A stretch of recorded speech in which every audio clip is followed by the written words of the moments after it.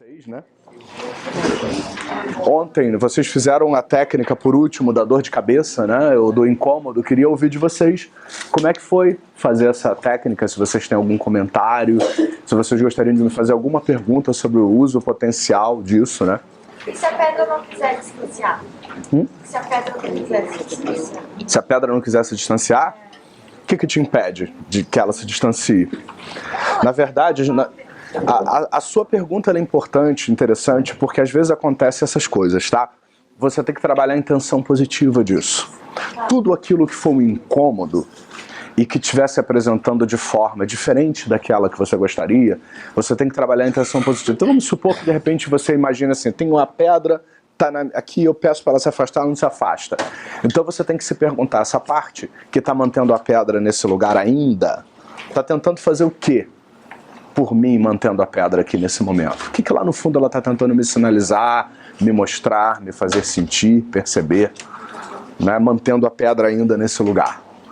Isso serve para qualquer coisa que incomode, porque no momento que nós fazemos a pergunta da intenção positiva, nós começamos a reenquadrar a experiência. Isso é uma coisa muito importante, é um conceito que nós usamos em PNL, inclusive acho que no próximo módulo nós já vamos falar sobre reenquadramento, né? Reenquadramento. Que aqui no Brasil foi erroneamente porque está errado, tá? Chamado de ressignificação. Porque ressignificação é uma das formas de reenquadramento, mas não é o reenquadramento. Ressignificação é reenquadramento do significado. Mas existem outras formas de reenquadramento. Só que como no Brasil o livro do Richard Bandler e do John Grinder, pela editora Sumos, chamado Ressignificando, acho que é Ressignificando, né? Foi publicado, então chamou-se o processo que vocês vão aprender depois de reenquadramento de ressignificação, mas está errado. Tá? Não é uma questão de nome, não. Está errado, é um conceito errado. Porque ressignificação é uma das formas de reenquadramento. Porque em inglês é reframing, não é remeaning. Se fosse remeaning, seria ressignificação, mas não é reframing.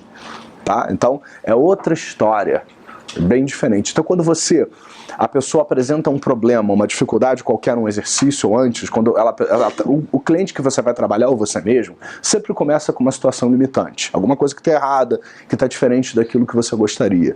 Então, quando você trabalha a intenção positiva, aquilo que só fazia mal, de repente começa a ter uma outra função na vida da pessoa. Isso de repente não me faz tão mal. Isso talvez tenha uma função boa dentro de mim.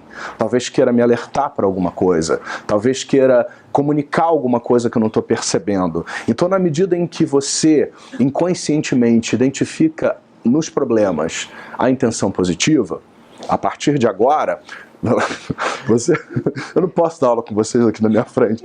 A partir de agora, nesse momento, a pessoa ouvindo vai começando a dizer, não, peraí, isso que eu achava que só me fazia mal, talvez não me faça tão mal.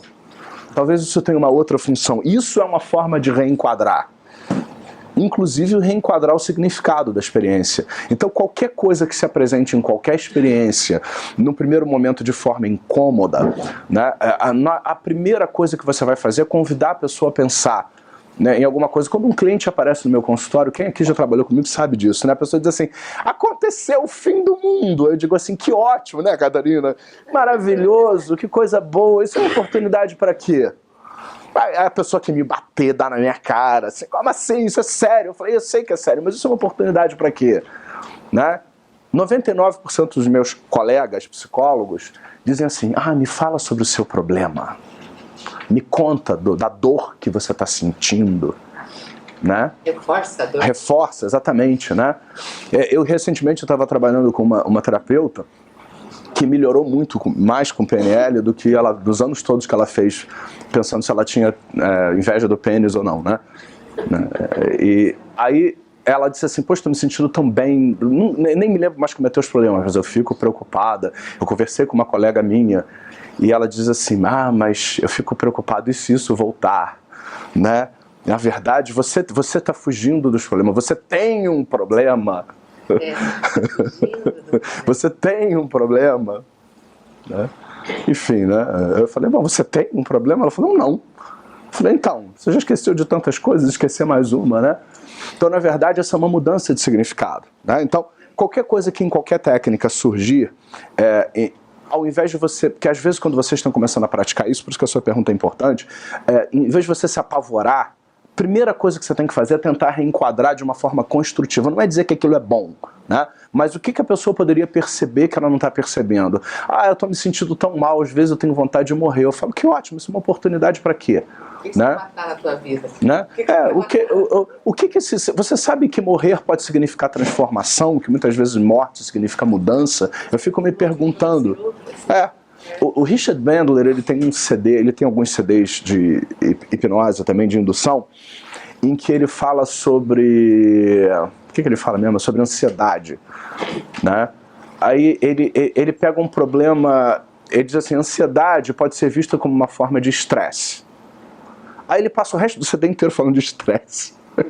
Ele pegou aquilo, ele mudou o significado em uma palavra, né? Ele fez a pessoa ouvindo perceber aquilo nos primeiros 2 minutos do CD, ele passa o resto do CD trabalhando uma coisa muito mais palpável, muito mais tangível. Então, porque PNL é muito assim. PNL ajuda o cliente a perceber quais são as possibilidades que nunca percebeu antes. O que mais vocês experimentaram em termos desse exercício, que talvez vocês queiram comentar?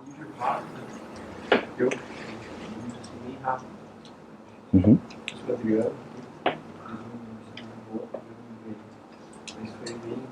Quem tinha o que e foi embora?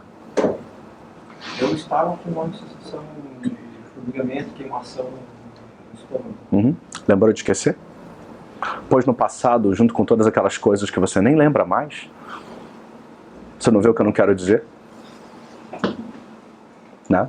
Foi rápido, né? Isso é bem bacana, né? Mas mais uma vez, gente, isso não é para ser uma panaceia, não é assim, agora você nunca mais vai ao médico, agora vem cá no curandeiro, eu sou curandeiro agora, vou tirar todas as suas dores. Isso não foi feito para esse objetivo, tá? Isso foi feito...